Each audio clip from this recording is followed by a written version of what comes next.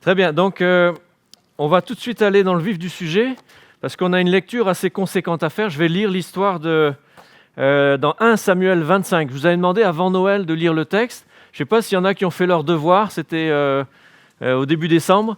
Je devais prêcher le 22 décembre et l'influenza est venue visiter la maison. Et j'étais pas beau à voir le dimanche 22. C'est ça. Et ça a duré une bonne semaine et demie. J'étais surtout après Noël, en fait. Noël, ça a été à peu près. Mais après ça, puis Nathalie et moi, on était... Le réveillon du Nouvel An, ça a été un petit coup de sifflet bref, tellement on était... C'est ça, donc dans 1 Samuel 25, l'histoire donc de David avec Abigail et puis Nabal. On lit l'histoire et puis je vais replacer tout ça dans son contexte. Donc je vais le replacer dans le contexte avant de faire la lecture pour mieux comprendre. Donc on est dans l'histoire du peuple d'Israël. David, c'est dans les années 1000 à peu près avant Jésus-Christ. David n'est pas encore roi officiellement. Il a été oint comme roi par le prophète et juge Samuel. Samuel l'a oint comme roi parce que Dieu a rejeté le roi Saül. Saül avait été choisi d'abord pour être roi et dans son comportement, il a manqué de foi et Dieu avait annoncé à Saül qu'il le rejetait comme roi et qu'il allait désigner un autre roi. Et David donc a été choisi par Dieu, a été oint comme roi d'Israël par Samuel, mais il n'est pas encore sur le trône. Il n'est pas encore le roi d'Israël. Mais l'épisode, donc, si vous connaissez l'histoire de David contre Goliath, c'est un épisode de la Bible qui est assez connu. Cet épisode a déjà eu lieu. David, alors qu'il avait autour de 16, 17, peut-être 18 ans, a vaincu ce géant Goliath, qui, je ne sais plus combien il faisait, 3,50 m, si on... c'est ça, avec les coudées, là. C'était un grand gaillard, un costaud, et un coup de fronde. Il a envoyé une pierre dans le front de Goliath, il l'a assommé, il est allé chercher son épée, et il s'est débarrassé de Goliath. Et en faisant ça, il a mis l'armée des Philistins en déroute, il a donné courage à l'armée d'Israël, et il a donné la victoire au peuple d'Israël dans une bataille qui était importante. Et donc, c'est de notoriété publique. David est déjà connu, c'est quelqu'un qui est... le peuple sait qu'il a été oint par Samuel parce que Samuel ne l'a pas caché. Il a fait savoir que Dieu avait choisi David. C'est une affaire publique. Le peuple d'Israël sait que Dieu est en train de rejeter Saül. Et donc après sa victoire contre Goliath, David avait été invité par Saül à venir à sa cour. Et à plusieurs reprises, Saül a essayé de le tuer. Il veut se débarrasser de David. Et donc David est constamment, et ça dure à peu près depuis 8 à 10 ans, quand on lit cet épisode-là, depuis 8 à 10 ans, David est poursuivi par le roi Saül. Bon, pas toujours de manière intense, mais régulièrement, Saül lève son armée quand il sait où se trouve David. Et David est obligé donc de constamment se déplacer depuis des années.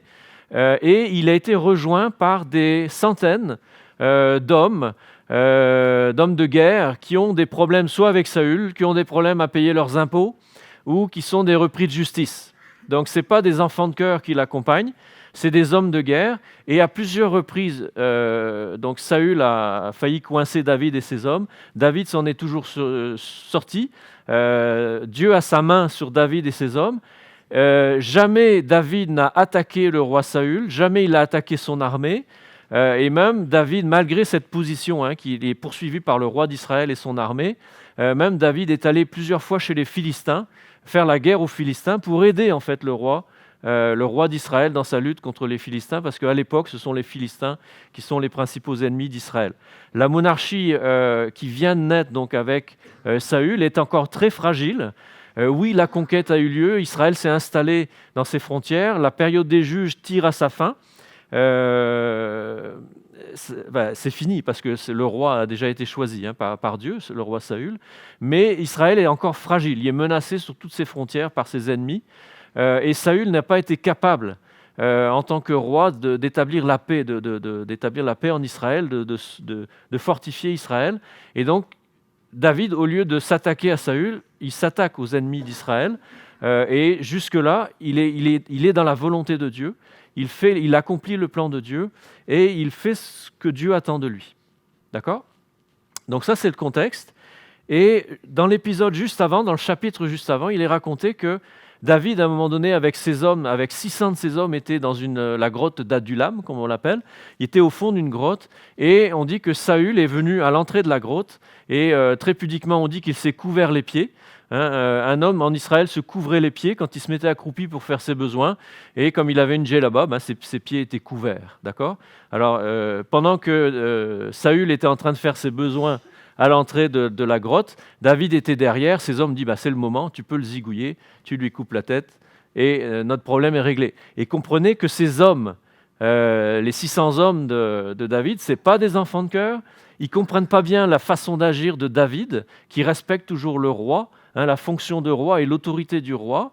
Et eux, ça fait des années qu'ils sont obligés de se tenir loin de chez eux. Tout ce qu'ils aimeraient, c'est se débarrasser de Saül, pouvoir rentrer chez eux et vivre en paix.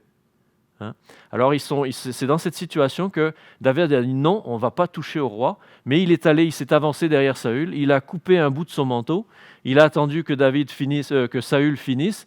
Quand Saül est sorti de la grotte, alors ça peut sembler un peu étrange, 600 hommes dans une grotte, mais j'ai vu ces grottes en Israël, on est allé dans cette région, et effectivement il y a des grottes qui sont immenses dans les montagnes, et donc quand Saül est sorti de la grotte, il a rejoint son armée, David a crié après lui, il était sur le sommet de la montagne, il a montré, je t'ai coupé un bout de ton manteau, si j'avais voulu, si vraiment j'avais la haine contre toi, j'aurais pu me débarrasser de toi, mais je ne l'ai pas fait. Et l'épisode qu'on lit donc maintenant, aujourd'hui, c'est dans ce contexte-là, ça vient d'avoir lieu, cette histoire où David a épargné Saül. Et dans les chapitres suivants, une deuxième fois, David va avoir l'occasion de se débarrasser de Saül et une deuxième fois, il va lui épargner sa vie. Alors c'est un moment important et on va comprendre, on va faire la lecture, puis vous allez comprendre que donc la question que je pose ce matin, l'application qu'on veut faire de cette histoire qui est une leçon de vie, à qui je ressemble. David, oui, on va parler un peu de lui, mais on va surtout parler de Nabal et d'Abigaïl. Et la question que je pose ce matin, en tant que chrétien, à qui j'ai tendance à ressembler ? Est-ce que je ressemble à un Nabal, puis on va comprendre que ce n'est pas très positif, ou est-ce que j'ai plutôt tendance à ressembler à une Abigaïl qui sait prendre ses responsabilités et qui fait ce que Dieu demande ? Alors on lit le texte. 1 Samuel 25 au verset 1. Je vais lire assez rapidement puisque la lecture est assez facile à comprendre et assez conséquente. Samuel mourut. Tout Israël s'étant assemblé le pleura et on l'enterra dans sa demeure à Rama. Ce fut alors que David se leva et descendit au désert de Paran. Il y avait à Maon un homme fort riche, possédant des biens à Carmel.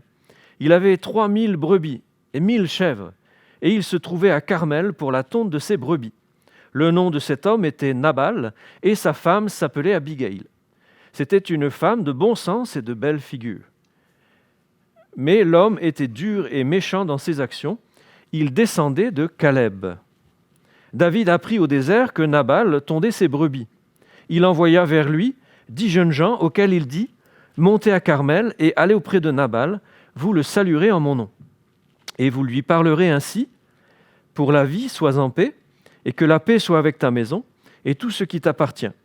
Et maintenant, j'ai appris que tu as les tondeurs. Or, tes bergers ont été avec nous, nous ne leur avons fait aucun outrage, et rien ne leur a été enlevé pendant tout le temps qu'ils ont été à Carmel. Demande-le à tes serviteurs, ils te le diront. Que ces jeunes gens trouvent donc grâce à tes yeux, puisque nous venons dans un jour de joie. Donne donc, je te prie, à tes serviteurs et à ton fils David, ce qui se trouvera sous ta main. » Lorsque les gens de David furent arrivés, ils répétèrent à Nabal toutes ces paroles au nom de David, puis ils se turent. Nabal répondit aux serviteurs de David, « Qui est David? Et qui est le fils d'Isaïe? Il y a aujourd'hui beaucoup de serviteurs qui s'échappent d'auprès de leur maître, et je prendrai mon pain, mon eau et mon bétail que j'ai tué pour mes tondeurs, et je les donnerai à des gens qui sont je ne sais d'où. » Les gens de David rebroussèrent chemin. Ils s'en retournèrent et redirent à leur arrivée toutes ces paroles à David. Alors David dit à ces gens, « Que chacun de vous saigne son épée. » Et ils saignirent chacun leur épée. David aussi ceignit son épée, et environ 400 hommes montèrent à sa suite, et il en resta 200 auprès des bagages. Un des serviteurs de Nabal vint dire à Abigaïl, femme de Nabal, « Voici, David a envoyé du désert des messages pour saluer notre maître qui les a rudoyés. Et pourtant, ces gens ont été très bons pour nous. Ils ne nous ont fait aucun outrage, et rien ne nous a été enlevé tout le temps que nous avons été avec eux lorsque nous étions dans les champs. Ils nous ont nuit et jour servi de muraille, tout le temps que nous avons été avec eux, faisant paître les troupeaux. Sache maintenant et vois ce que tu as à faire, car la perte de notre maître et de toute sa maison est résolue. Et il est si méchant, on parle de Nabal ici, et il est si méchant qu'on ose lui parler. » Abigaïl prit aussitôt 200 pains, 2 outres de vin, 5 pièces de bétail à prêter, 5 mesures de grains rôtis, 100 masses de raisins secs et 200 de figues sèches. Et elle les mit sur des ânes. Et elle dit à ses serviteurs, « Passez devant moi, je vais vous suivre. » Elle ne dit rien à Nabal, son mari. Montée sur un âne, elle descendit la montagne par un chemin couvert. Et voici David et ses gens descendaient en face d'elle, en sorte qu'elle les rencontra. David avait dit, « C'est bien en vain que j'ai gardé tout ce que cet homme a dans le désert, et que rien n'a été enlevé de tout ce qu'il possède. Il m'a rendu le mal pour le bien. Que Dieu traite son serviteur David dans toute sa rigueur, si je laisse subsister jusqu'à la lumière du matin qui que ce soit de tout ce qui appartient à Nabal. » Lorsque Abigaïl aperçut David, elle descendit rapidement de l'âne, tomba sur sa face en présence de David et se prosterna contre terre. Puis, se jetant à ses pieds, elle dit, « À moi la faute, mon Seigneur. Permets à ta servante de parler à tes oreilles et écoute les paroles de ta servante. Que mon Seigneur ne prenne pas garde à ce méchant homme, à Nabal, car il est comme son nom. Nabal est son nom, et il y a chez lui de la folie. Et moi, ta servante, je n'ai pas vu les gens que mon Seigneur a envoyés. Maintenant, mon Seigneur, aussi vrai que l'Éternel est vivant et que ton âme est vivante, c'est l'Éternel qui t'a empêché de répandre le sang et qui a retenu ta main. Que tes ennemis, que ceux qui veulent du mal à mon Seigneur soient comme Nabal. » Ici, elle parle de Saül. Accepte ce présent que ta servante apporte à mon Seigneur et qu'il soit distribué aux gens qui marchent à la suite de mon Seigneur. Pardonne, je te prie, la faute de ta servante, car l'Éternel fera à mon Seigneur une maison stable. Pardonne, car mon Seigneur soutient les guerres de l'Éternel, et la méchanceté ne se trouvera jamais en toi. S'il s'élève quelqu'un qui te poursuive et qui en veuille à ta vie, l'âme de mon Seigneur sera liée dans le faisceau des vivants auprès de l'Éternel ton Dieu, et lancera du creux de la fronde l'âme de tes ennemis.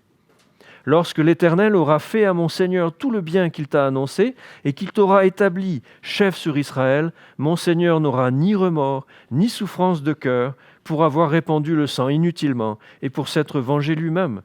Et lorsque l'Éternel aura fait du bien à mon Seigneur, souviens-toi de ta servante. » David dit à Abigaïl, « Béni soit l'Éternel, le Dieu d'Israël, qui t'a envoyé aujourd'hui à ma rencontre. Béni soit ton bon sens, et béni sois-tu, toi qui m'as empêché en ce jour de répandre le sang et qui as retenu ma main. Mais l'Éternel, le Dieu d'Israël, qui m'a empêché de te faire du mal, est vivant.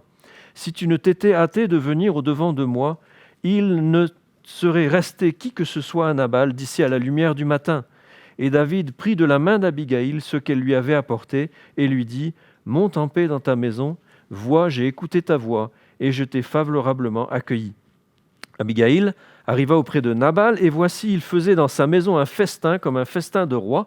Il avait le cœur joyeux et il était complètement dans l'ivresse, il était complètement bourré. Elle ne lui dit aucune chose, petite ou grande, jusqu'à la lumière du matin. Mais le matin, l'ivresse de Nabal s'étant dissipée, sa femme lui raconta ce qui s'était passé. Le cœur de Nabal reçut un coup mortel et devint comme une pierre. Crise cardiaque, on a l'impression. Environ 10 jours après, l'Éternel frappa Nabal et il mourut. David apprit que Nabal était mort et il dit, « Béni soit l'Éternel qui a défendu ma cause dans l'outrage que m'a fait Nabal et qui a empêché son serviteur de faire le mal. L'Éternel a fait retomber la méchanceté de Nabal sur sa tête. » David envoya proposer à Abigaïl de devenir sa femme. Les serviteurs de David arrivèrent chez Abigaïl à Carmel et lui parlèrent ainsi, « David nous a envoyés vers toi parce qu'il désire te prendre pour femme. » Elle se leva, se prosterna le visage contre terre et dit « Voici ta servante sera une esclave pour laver les pieds des serviteurs de mon Seigneur. » Et aussitôt, Abigail partit, montée sur un âne et accompagnée de 5 jeunes filles. Elle suivit les messagers de David et elle devint sa femme. David avait aussi pris Akinoam de Jisréel et toutes les deux furent ses femmes. Et Saül avait donné sa fille Michal, femme de David, à Palti de Galim, fils de Laïch. Amen. Alors voilà une histoire belle d'un côté, triste de l'autre, et on va voir pourquoi. Donc juste avant la lecture, j'ai fait un résumé un peu de la situation pour donner un peu une image de l'offense qui est faite ici à David. Imaginez que vous habitez votre maison, vous avez une belle maison avec un jardin derrière, et votre voisin, lui aussi, a une belle maison, et son jardin, lui, c'est un verger. Il y a des dizaines, peut-être des centaines d'arbres fruitiers. Quand arrive l'été, vous aidez votre voisin à cueillir les fruits, bénévolement, spontanément. Vous allez chez votre voisin, vous aidez à cueillir les fruits. Votre conjointe aide la dame à faire les confitures, etc. Toutes sortes d'arbres fruitiers, toutes sortes de confitures. Et à la fin de l'été, peut-être que votre voisin il a fait 300, 400, 500 pots de confiture. La récolte a été bonne. Et vous allez le voir, est-ce que je pourrais avoir peut-être 2, 3 ou 4 pots de confiture Et là, il vous dit quoi ? C'est ma confiture. Tu n'auras rien. Et il ne veut même pas vous donner 2 ou 3 ou 4 pots de confiture alors qu'il en a fait des centaines. Légalement, il est dans son droit. C'est son verger, c'est ses arbres, c'est ses fruits, c'est ses confitures. C'est sa propriété. Mais humainement, dans le fonctionnement de la vie en société, la reconnaissance, c'est de partager avec quelqu'un qui est venu avec vous, vous aider à faire les confitures. Parce que si vous n'avez pas aidé, vous n'auriez pas pu récolter autant de fruits. Il y aurait eu beaucoup de pertes sur les arbres. Éventuellement, vous n'auriez pas eu le temps de faire les confitures tellement il y en avait, des fruits. Et il aurait perdu. Et donc, c'est comme d'une logique humaine de partager avec celui qui vous a aidé une partie de la récolte. Mais là, non seulement votre voisin, il ne veut rien donner, même pas un pot de confiture, même pas en rêve, comme on dit en québécois, mais en plus, il vous insulte. Et c'est ce que fait ici, donc, donner un peu comprendre. David et ses hommes ont accompagné pendant plusieurs mois, pendant la période de transhumance des moutons, etc. Ils ont accompagné, ils ont protégé en fait Abigail, ils ont protégé ses troupeaux. Et parce que souvent, quand les hommes faisaient paître les troupeaux dans les montagnes, il y avait des bandes de voyous, des pillards qui venaient et puis qui ponctionnaient une partie du troupeau durant la nuit, etc. Et ce n'était pas toujours évident pour les bergers de défendre les troupeaux, de défendre les biens. Et là, donc, c'est David avec ses 600 hommes. Le fait de sa présence et d'avoir comme encadré les troupeaux de Nabal, a protégé les bergers, a protégé ses troupeaux. Il a participé de la bonne récolte, la bonne tonte, parce que là, c'est la période de la tonte. Et logiquement, Nabal aurait dû partager une partie de son bien pour que David puisse nourrir ses hommes. Alors David, donc, et puis vous voyez l'insulte qui est faite, dans le sens où la réflexion de Nabal, c'est qui est David, qui est le fils d'Isaïe, comme s'il ne le connaissait pas. Alors que c'est de notoriété publique que c'est le futur roi. Alors non seulement c'est un manque de savoir-vivre, c'est un manque de reconnaissance, mais en plus, c'est d'une stupidité de provoquer un homme qui est à la tête de 600 hommes armés, qui sont loin d'être des enfants de cœur. C'est de la stupidité, c'est un orgueil lié avec de la folie. Enfin, il y a vraiment quelque chose de très orgueilleux de provoquer comme ça un homme qui est le futur roi. C'est d'une absurdité totale. Et le nom que Nabal porte, c'est Nabal justement, et Nabal en hébreu ça veut dire insensé. Donc déjà tout petit peut-être, quand tu lui as donné son nom, il y avait peut-être... et c'est le nom qui lui est donné. On va revenir sur Nabal dans quelques instants. Je reviens un petit peu sur David. Donc comme j'ai dit, David est déjà connu, c'est le futur roi. il est accompagné donc d'hommes qui sont des repris de justice, des gens qui sont pas à jour avec leurs impôts, qui sont en opposition avec Saül. Donc c'est des gens qui ont quand même un esprit assez rebelle. Et David est dans une position très délicate. Quand il a refusé de toucher à Saül, ces hommes ont grondé derrière parce que, comme j'ai dit, s'ils s'étaient débarrassés de Saül dans la grotte d'Adullam, c'était une délivrance pour ces hommes. Ces 600 hommes qui, depuis 8 à 10 ans, étaient toujours dans l'insécurité, toujours poursuivis par les armées de Saül. S'ils s'étaient débarrassés de Saül, ils réglaient leurs problèmes. Mais David veut faire la volonté de Dieu. Et il est sur un fil assez délicat, parce qu'en même temps, ces hommes le soutiennent. Ce sont ces hommes qui lui sont fidèles, ça fait des années qu'ils combattent avec lui. Et puis d'un autre côté, il sent que ça gronde. Et là, donc, l'offense que fait Nabal de refuser de donner de la nourriture alors qu'ils ont contribué à garder ses troupeaux, là, David, il se sent obligé. Il dit maintenant, il faut...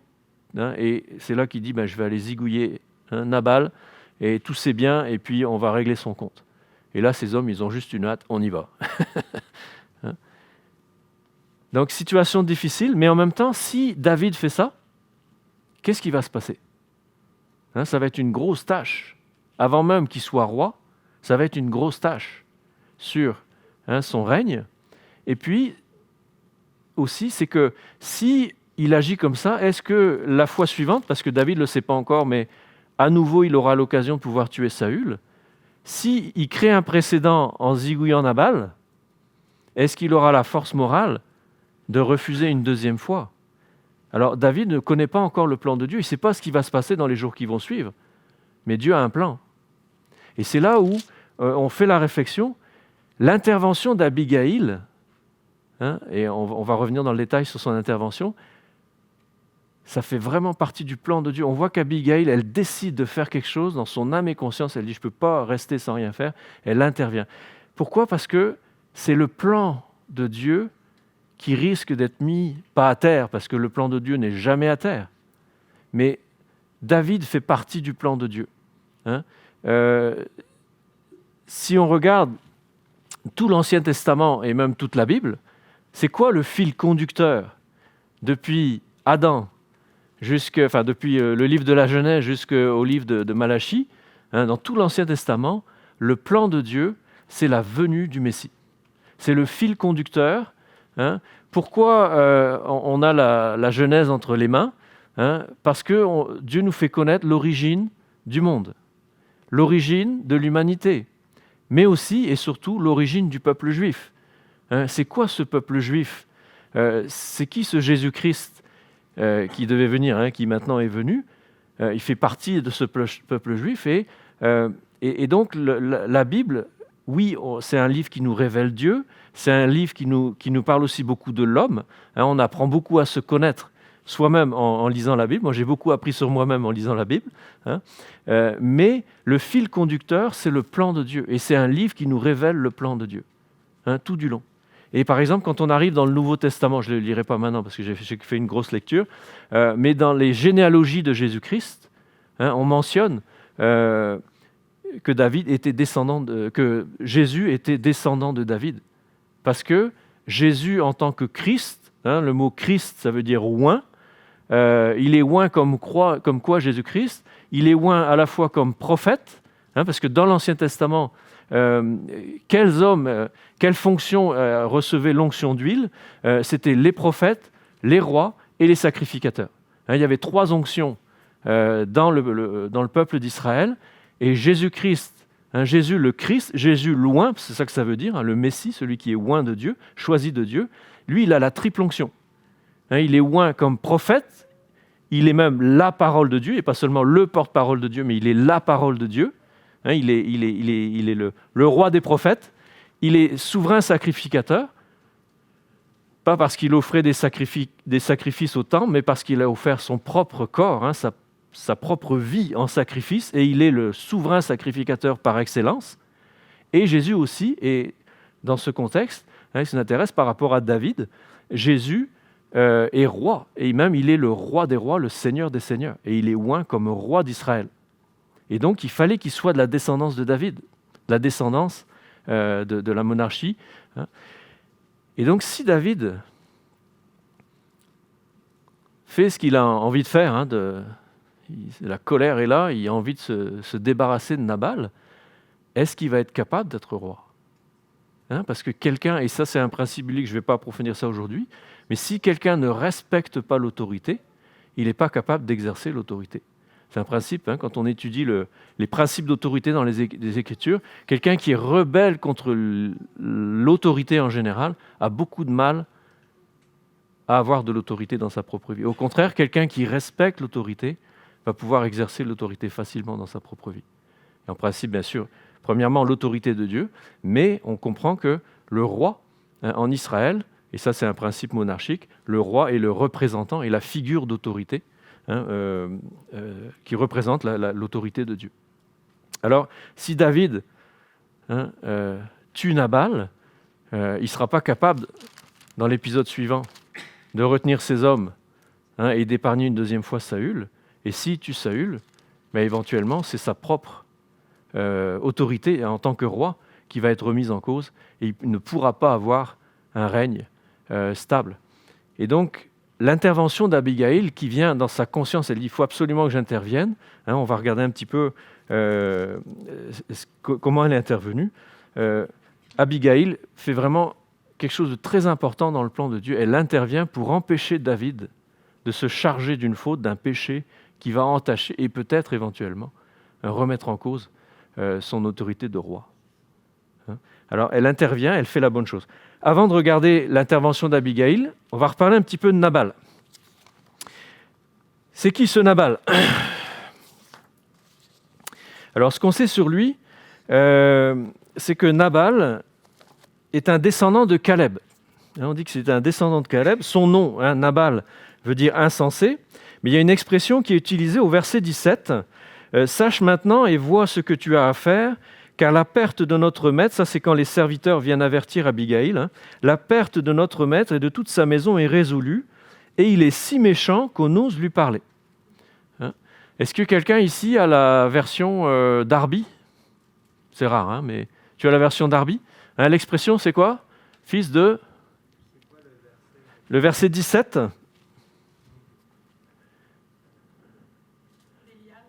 Fils de Bélial, hein, c'est ça que tu as ? Oui, c'est ça, je le savais. Je vais vous faire participer. Hein. Alors, ce qu'on a traduit en français, hein, il est si méchant, c'est il est fils de Bélial. Hein. Alors, c'est qui Bélial ? Dans 2 Corinthiens 6,15, très clairement, on comprend que Bélial, c'est un nom pour désigner Satan. Hein, c'est 6, verset 15. Ne vous mettez pas avec les infidèles, c'est l'apôtre Paul, hein, qui parle. Ne vous mettez pas avec les infidèles sous un joug étranger, car quel rapport y a-t-il entre la justice et l'iniquité ? Ou qu'y a-t-il de commun entre la lumière et les ténèbres ? Quel accord y a-t-il entre Christ et Bélial ? Hein, ou quelle part a le fidèle avec l'infidèle ? Hein, on comprend ici l'expression Bélial, hein, dans la bouche de Paul, c'est un nom donné à Satan. Hein. Alors c'est un terme qui est très fort, qu'on donne ici, donc il est Nabal, hein, je reviens sur Nabal, Nabal est fils de Bélial. Alors l'expression, on la retrouve au début du livre de Samuel, c'est une première fois, on trouve ça dans 1 Samuel, chapitre 1, verset 16, quand une certaine Anne est en train de prier, elle est dans le temple, elle est en train de prier pour avoir un fils, hein, parce qu'elle était stérile depuis des années, et elle en était très triste, et elle est en train de prier dans le temple, et Élie, hein, qui était le juge avant Samuel, Élie, quand il la voit, il pense qu'elle est ivre, hein, elle est complètement ivre, elle est rentrée dans le temple et est en train de marmonner ou de cuver son vin, et il l'interpelle, hein, il dit va cuver ton vin ailleurs, et là elle lui répond « Ne prends pas ta servante pour une femme pervertie ». Et littéralement, encore une fois, c'est l'expression pour une fille de Bélial. Ok ? Et puis au chapitre 2, 1 Samuel chapitre 2 verset 12, on parle des fils d'Élie. Les fils d'Élie étaient des hommes perverses, littéralement encore une fois fils de Bélial. Ils ne connaissaient point l'Éternel. Et qu'est-ce qu'ils faisaient les fils d'Élie ? Donc c'était des sacrificateurs. C'est des gens qui étaient chargés normalement d'aider. Hein, le rôle d'un sacrificateur, c'était de faire l'intermédiaire entre Dieu et les hommes. Et les gens qui venaient au temple, les sacrificateurs étaient comme des guides spirituels et aussi ils accomplissaient les sacrifices d'animaux parce que ce n'est pas celui qui venait avec son sacrifice, qui offrait lui-même le sacrifice, qui tuait l'animal, c'est les sacrificateurs qui étaient chargés de faire ça. Bien sûr, les sacrificateurs avaient droit à une part des viandes qui étaient sacrifiées, mais normalement, ils devaient recevoir en cadeau. C'est la personne qui venait avec sa famille offrir l'animal en sacrifice. C'est une fois que la viande était cuite, on donnait une part, comme une offrande. Mais là, c'est carrément, on dit que les fils d'Élie, ils venaient et puis ils piquaient dans la gamelle, ils prenaient les meilleurs morceaux pour eux.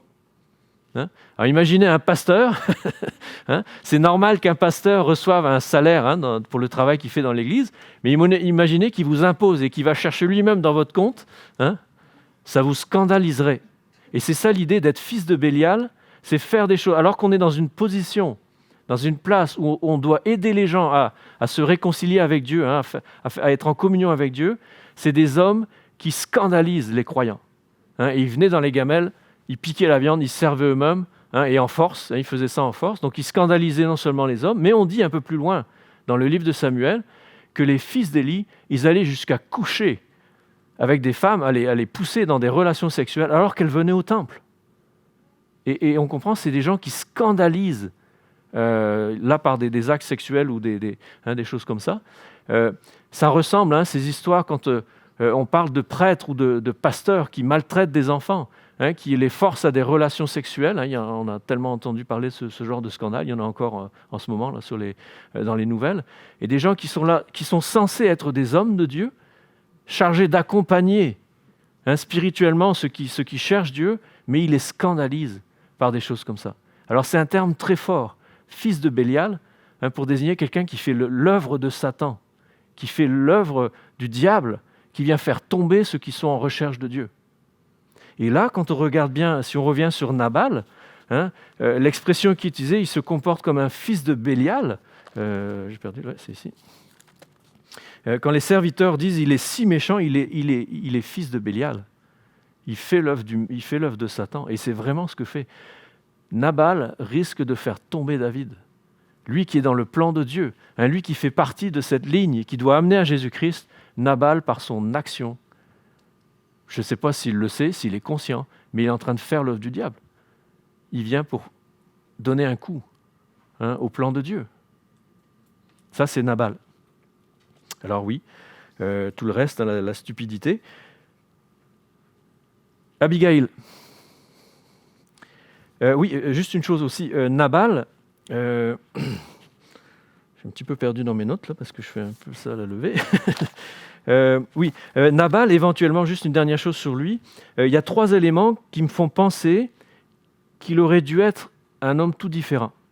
Déjà, c'était un fils de Caleb, un descendant de Caleb. Vous savez qui c'est Caleb ? C'est peut-être loin dans l'histoire. Caleb, c'est un des 2 espions. Il y avait 12 espions que Moïse avait envoyés quand le peuple d'Israël était sorti d'Égypte par la mer des Jonques et était remonté vers Israël.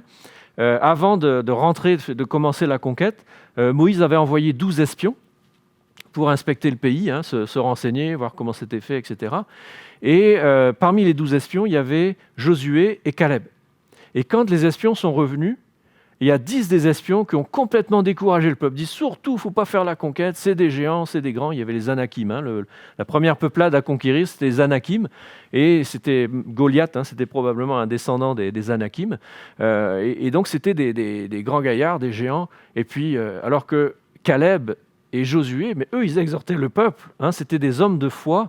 Ils disaient, mais il faut y aller. Ils avaient beau faire la description de la richesse, et de tout ce que Dieu mettait à leur portée, les 10 hommes ont découragé le peuple. Et il est dit dans le texte biblique, dans Josué, dit que Dieu avait approuvé Caleb, que Dieu avait béni Caleb par rapport à cette position qu'il avait. C'était un homme de foi qui aurait voulu qu'on y aille. Mais Moïse a pris la décision, Dieu a dit non, on va faire demi-tour. Et c'est là que le peuple a passé 40 ans dans le désert du Sinaï. Ils ont tourné pendant 40 ans parce que Dieu a voulu sanctionner la génération qui n'a pas voulu faire la conquête. Et on a attendu 40 ans qu'une génération soit passée pour commencer la conquête. Alors Caleb c'était un homme de foi. C'est un homme qui a été béni de Dieu Et donc, logiquement, cette bénédiction, quand Dieu bénit un homme, on dit qu'il punit le péché d'un homme jusqu'à la 3e, 4e génération, mais il le bénit, il fait grâce jusqu'à 1000 générations. Ça, c'est un premier élément qui me dit, mais Caleb, Nabal aurait dû être différent. Deuxième chose, la Bible dit qu'il était riche, il avait une grande prospérité, et dans l'Ancienne Alliance, c'est plus la même chose aujourd'hui, mais dans l'Ancienne Alliance, l'idée que, par exemple, quand Abraham est béni de Dieu, il reçoit en même temps la prospérité, la richesse. Dans Isaac, plusieurs fois c'est dit, qui est béni de Dieu, et un aspect de la bénédiction, c'est la richesse. Nabal était un homme qui était riche. Et puis, une chose encore, on voit ça dans Proverbes chapitre 12, le verset 4, qui dit ceci, « Une femme vertueuse est la couronne de son mari, mais celle qui fait honte est comme la carie dans ses os. » Nabal était béni par sa femme. Et on le voit, la description qui est faite de sa femme. On dit qu'elle était... sa femme s'appelait Abigail, c'était une femme de bon sens et de belle figure, mais l'homme était dur et méchant, et on le voit d'après dans sa conduite. Abigail est une femme... et c'est encore une bénédiction. Nabal aurait dû être un homme très différent, mais il a choisi son propre ventre, son égoïsme. Quand on voit la quantité de bétail qu'il a, le nombre de moutons, etc., c'est 3000 brebis. Imaginez 3000 brebis. C'est du stock. Le garde-manger y est plein. 3000 brebis et 1000 chèvres. Et il ne veut même pas en donner quelques-unes pour David, le futur roi. Donc c'est un homme qui est tout centré sur son propre ventre et qui en plus fait preuve d'une stupidité et de méchanceté puisqu'il est en train de faire l'œuvre du diable en risquant de faire tomber David. À l'inverse, Abigail, Abigail, elle sauve sa peau. Oui, c'est vrai, elle sauve sa peau. En intervenant, en allant au-devant de David, Abigail sauve sa peau. Parce que David, les serviteurs ont prévenu Abigail, David a décidé d'éliminer toute la maison de Nabal. Donc Abigail aurait été dans le lot. Oui, c'est vrai, elle sauve sa peau. Mais dans le discours qu'elle tient, on voit que son souci, c'est l'intégrité de David. Et là, on voit ici une personne qui, dans sa conscience, intervient et va parler et fait preuve d'un grand courage. Parce qu'Abigail aurait pu prendre la poudre d'escampette, puis prendre un peu de provisions et se cacher en attendant que le massacre soit fini. Non, elle sait que David, elle aurait pu sauver sa peau comme ça, en fuyant de l'autre côté, en allant se cacher. Non, elle va au-devant de David. Imaginez une femme seule qui s'avance face à 600 hommes qui ont la réputation de ne pas être des enfants de cœur, des hommes de guerre, avec un David qui est en colère. Elle fait un acte d'un courage qui plaît à Dieu. Et qui parfois, Dieu nous demande de faire des choses comme ça. Et c'est un petit peu la conclusion de notre message. Est-ce que j'ai tendance à faire le plan de Dieu et à intervenir, même si ce n'est pas à mon avantage? Parce que souvent, faire la volonté de Dieu, ça nous demande des sacrifices. Aller parler à un frère, vous savez qu'il va faire une bêtise, qui va chuter, aller parler à un frère, aller l'avertir, l'encourager, lui faire changer de voie, un frère ou une sœur. Ça demande parfois du courage. Est-ce que je suis comme Abigail? Est-ce que je fais le plan de Dieu? Est-ce que j'entre dans son plan? Ou est-ce que j'ai la conception que c'est Dieu qui doit rentrer dans mon plan? Et ça, c'est une question importante. Et souvent, quand je parle avec des chrétiens, des fois, il y a une mauvaise compréhension. C'est à moi d'entrer dans le plan de Dieu, et quand Dieu, en toute conscience, me dit « fais telle chose », même si ça va te coûter, fais-le, parce que c'est ça que tu dois faire. Est-ce que je le fais? Et ici, Abigail est vraiment un exemple à suivre. Et donc, dans son intervention, on voit que, oui, c'est sûr qu'en intervenant, elle a sauvé sa propre vie, mais son souci, c'est David. Celui qui vient pour la tuer, elle, son mari, et puis éventuellement toute sa famille. Mais son souci, c'est David. À qui ça ressemble, ça? Quelqu'un qui intervient à Jésus-Christ.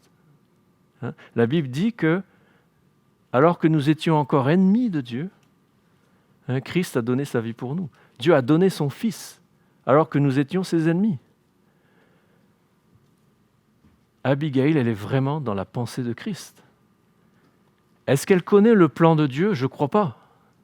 Parce que ce plan de Dieu a été révélé par les prophètes un peu plus tard encore. Elle n'a pas encore, c'est surtout le plan de Dieu, mais son cœur est disposé à servir Dieu. Et en faisant cet acte de courage, imaginez une femme seule devenir au-devant de 600 hommes. Moi, je suis dans les forces canadiennes. Il y en a un autre qui est avec moi dans les forces canadiennes.